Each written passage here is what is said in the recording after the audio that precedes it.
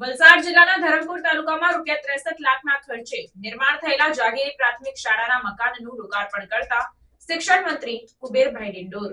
આદિવાસીઓ આજે શિક્ષિત દીક્ષિત થઈને તેમનામાં પરિવર્તન લાવી રહ્યા છે, તેમ વલસાડ જિલ્લાના ધરમપુર તાલુકાના જાગીરી પ્રાથમિક શાળાના મકાનના લોકાર્પણ પ્રસંગે રાજ્યના આદિજાતિ વિકાસ અને પ્રાથમિક માધ્યમિક અને પ્રૌઢ વિભાગના શિક્ષણ મંત્રી કુબેરભાઈ ડિંડોરે જણાવ્યું હતું. આ પ્રસંગે વલસાડ જિલ્લા પંચાયતના પ્રમુખ મનહરભાઈ પટેલ, ધરમપુરના ધારાસભ્ય અરવિંદભાઈ પટેલ, ધરમપુર તાલુકા પંચાયતના પ્રમુખ પિયુષભાઈ મહાલા ઉપસ્થિત રહ્યા હતા. મંત્રીએ આ પ્રસંગે જણાવ્યું કે આદિવાસી સમાજને કોઈ પૂછતું ન હતું. તેમને નરેન્દ્રભાઈ મોદીએ વડાપ્રધાન બન્યા બાદ આદિવાસી સમાજને ગૌરવાન્વિત કર્યો છે. દેશના રાષ્ટ્રપતિ પદે દ્રૌપદી મુર્મુએ આદિવાસી સમાજનું ગૌરવ વધાર્યું છે. વડાપ્રધાન નરેન્દ્રભાઈ મોદીએ દેશના ગરીબ વર્ગ માટે જનધન યોજના દ્વારા બેંક ખાતાઓ ખોલાવીને ગરીબો માટેની યોજનાઓના લાભાર્થીઓના નાણાં સીધા જ તેમના બેંક એકાઉન્ટમાં જમા કરાવીને વચેટિયાઓને દૂર કર્યા.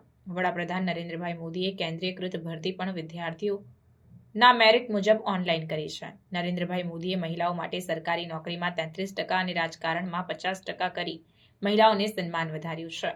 જાગીરી પ્રાથમિક શાળાના ₹63 લાખના ખર્ચે તૈયાર થયેલ મકાનના લોકાર્પણ પ્રસંગે મંત્રીએ વધુમાં જણાવ્યું કે રાજ્ય સરકારે વિદ્યાર્થીઓ ટેકનોલોજીથી વંચિત ન રહે તે માટેની વ્યવસ્થા કરી છે, જેમાં સ્કૂલોમાં સ્માર્ટ ક્લાસના માધ્યમથી વિદ્યાર્થીઓને ટેકનોલોજીયુક્ત શિક્ષણ આપવામાં આવી રહ્યું છે, જે અંતર્ગત ડિજિટલ વિભાજનને દૂર કરવા અને બદલાતી જતી ટેકનોલોજી વિશે ભાવિ પેઢીમાં જાગૃતિ લાવવાની વધતી જતી જરૂરિયાતને અનુલક્ષીને આઈસીટીના સંકલિત ડિલિવરી મિકેનિઝમના વિવિધ પાસાઓમાં ફેરફાર કરવાની માંગ ઊભી થઈ છે.